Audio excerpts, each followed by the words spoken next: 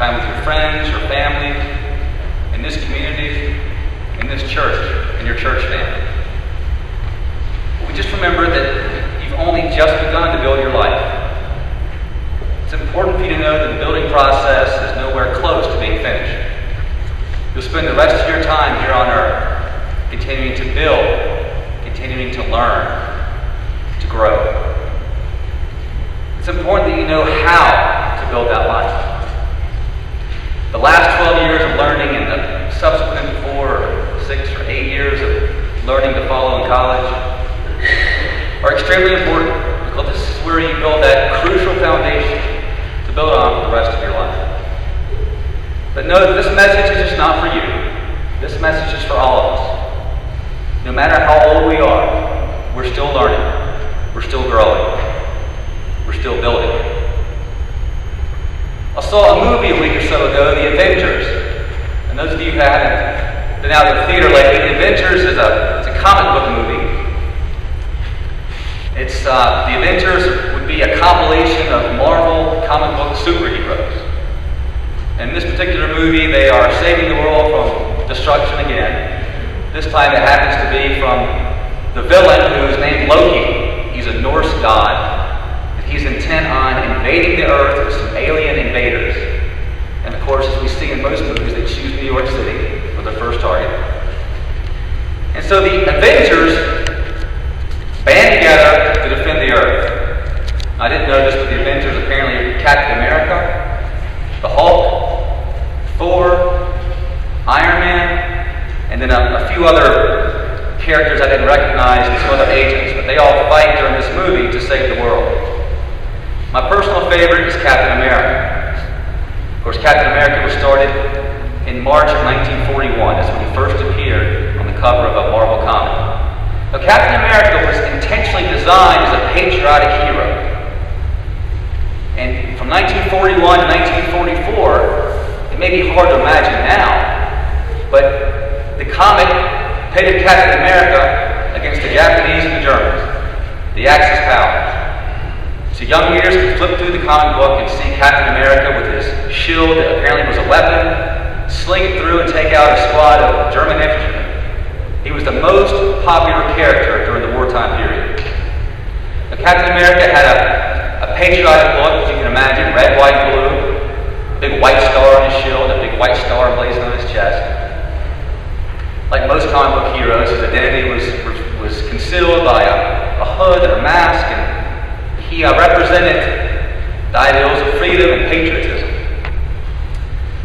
Well, of course, Captain America in the movie is a bit of an old relic. Some of the other heroes have egos or other issues that they're trying to wrestle, and Captain America steps out from 1940 into 2012. And the central theme is the villain, who's named Loki.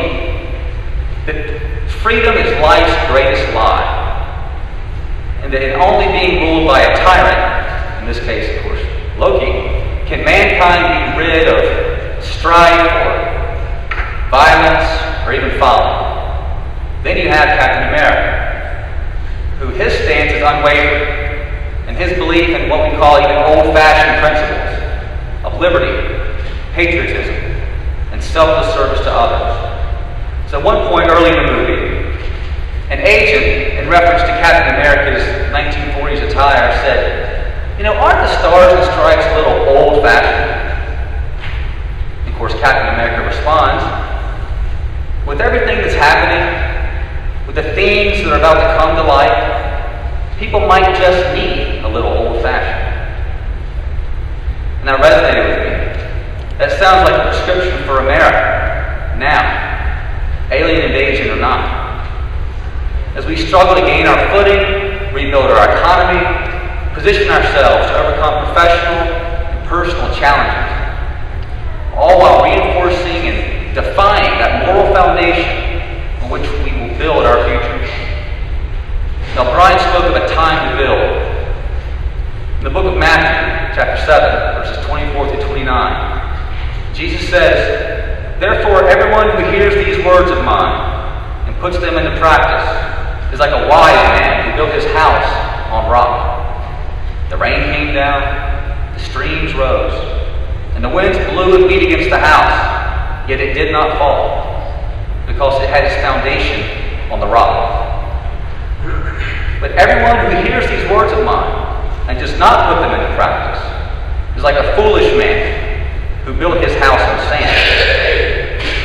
When the rain came, the streams rose, the winds blew and beat against the house, and it fell with a great crash.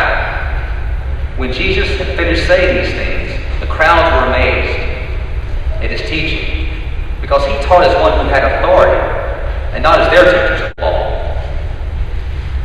So in this parable, we see Jesus describing our lives as a house. That makes sense. I mean, we all need a house, a place for shelter, a place for sustainment, a place for security. The house is where we retreat. We recharge ourselves. We become refreshed. We all need some sort of house in which to live, just as we all want and need a life in which to live. Jesus described two types of house builders: the wise man and the foolish man. Well, the wise man and the foolish man, I'm sure, look very similar in appearance, just as we all look similar. We all look so nice today, we're dressed appropriately for church, and yet inside, we are not the same. On our graduates' first day of classes, whether you're in a classroom at East Carolina or a classroom at NC State, you're going to join hundreds of other students. They're all going to put their best foot forward. They're all going to look their best. They're going to appear eager and excited to be starting this next chapter in their lives. Yet you're not the same on the inside. The foundations on which you and your classmates have begun to build your lives will be dramatically different from some of your classmates. And of course, back to our parable, when Jesus refers to these builders, the wise man and the foolish man, they had some other similarities. They both had the same purpose, which is to build a house, just as we are building our lives. They built their houses in the same general location. We can infer from the storm that both houses were in close proximity, since the storm appeared over each house. The builders had the same basic plan. I mean, back then I can imagine there was only so much you could do with four walls, a roof, and a floor. We have some similarities with each other. We are all building a spiritual house. We basically have similar duties throughout the day. Some of us will work, some of us will go to school, some will care for our families. We will all pay bills. We'll all struggle to find time to see friends and relatives. We'll participate in community events when we find time. And of course, we'll seek our place within our church families, and so on.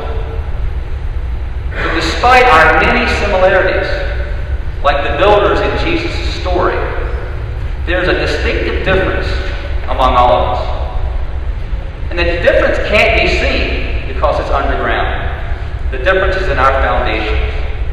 The difference is that in which we build our lives.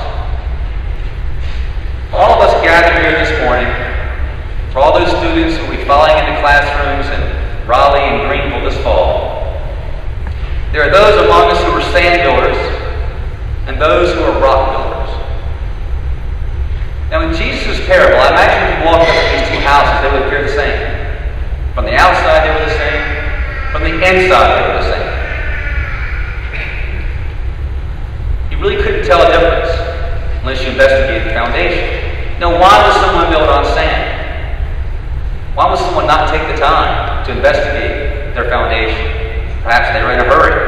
Perhaps it was easier or cheaper to do it this way. There are plenty of sand foundations out there.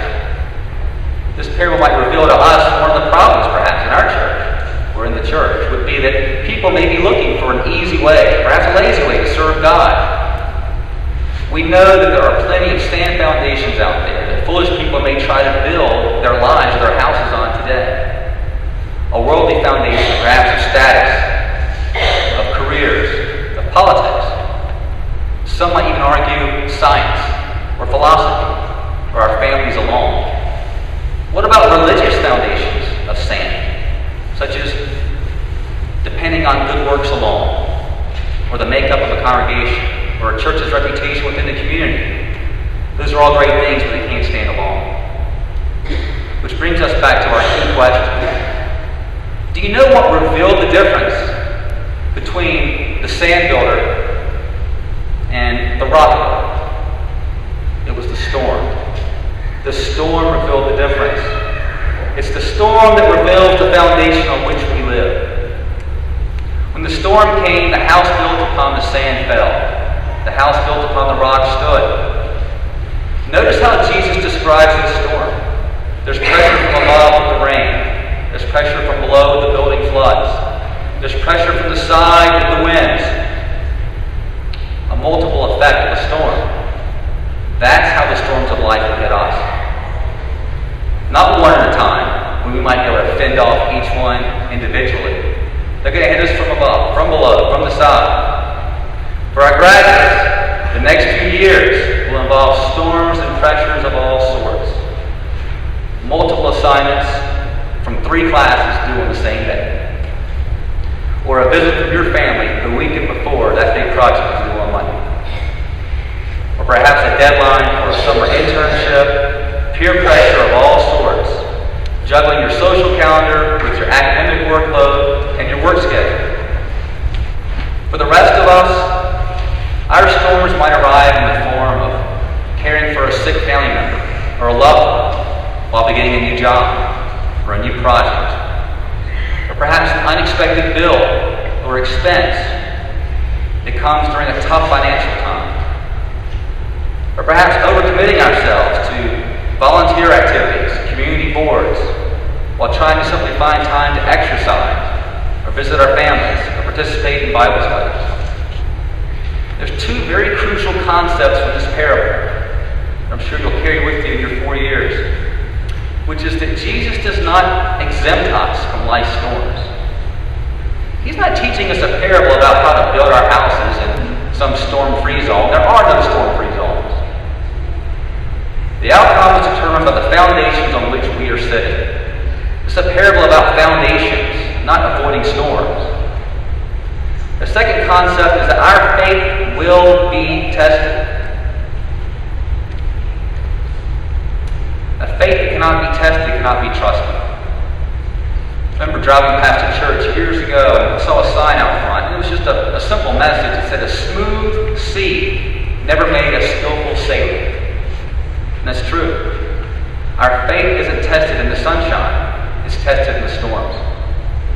However, for our graduates here this morning, they can move forward this summer and this fall with confidence.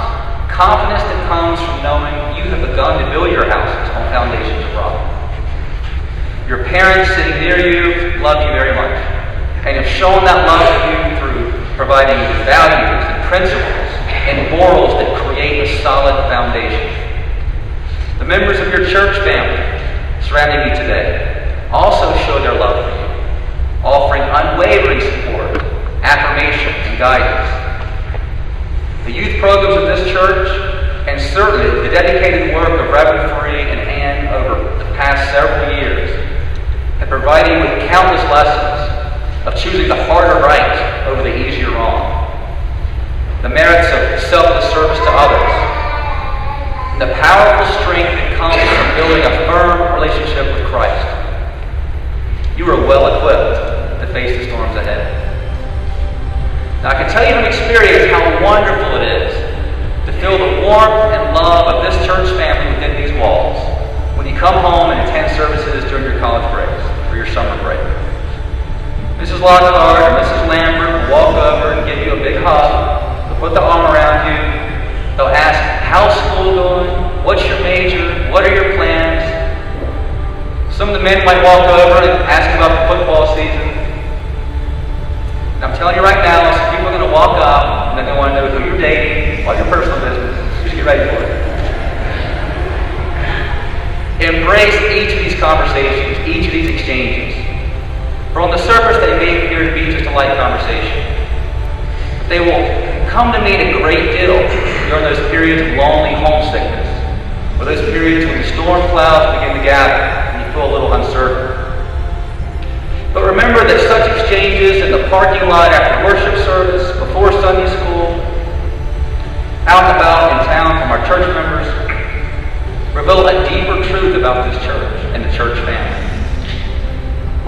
our commitment to support and uplift you as a wise builder who hears the Word of God and then is faithful to the works of God.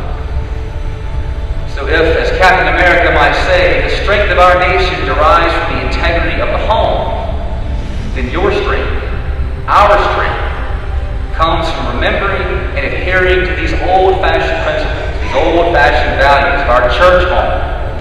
Solid principles learned in these church pews, or around our dinner tables, or at our local schools, and applied in our daily lives, whether it's Mount Airy, Raleigh, Greenville, or fending off the villains of New York.